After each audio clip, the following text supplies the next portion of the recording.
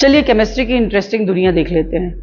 हमारे आसपास जितनी भी चीज़ें दिखाई देती हैं वो सब बहुत छोटे छोटे स्मॉल पार्टिकल से मिलकर बनती हैं। ये हमको किसने बताया था? सबसे पहले ये डाल्टन ने बताया था।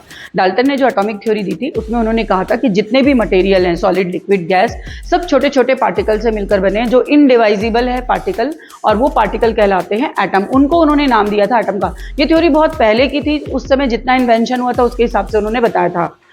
एटम्स आर आइडेंटिकल यदि वो सेम एलिमेंट के हैं, मास सेम होगा, डेंसिटी सेम होगा। लेकिन एटम्स आर डिफरेंट यदि वो अलग अलग एटम के हैं। यदि तुमने एक एटम कार्बन का लिया है और एक नाइट्रोजन का लिया है तो डेफिनेटली दोनों की प्रॉपर्टी तुमको अलग अलग मिलने वाली हैं। पर इसी के पूरे एटम हैं तो सब आइडेंटिकल होंगे प्रॉपर्टी में, और ये भी आइडेंटिकल होंगे प्रॉपर्टी में। लेकिन दो अलग अलग एटम के पार्टिकल को कंपेयर कर रहे हो तो डेफिनेटली वो डिफरेंट होंगे प्रॉपर्टीज में। और ये हमेशा एटम जो होते हैं, क्योंकि वो अनस्टेबल होते हैं तो उनमें रिएक्ट होने की टेंडेंसी होती है, और रिएक्ट होके छोटे छोटे नंबर में रिएक्ट होके वो इस तरह के कंपाउंड बनाते हैं। ज़्यादा लंबे चौड़े कंपाउंड उस समय नहीं थे तो उन्होंने ऐसा ही बताया।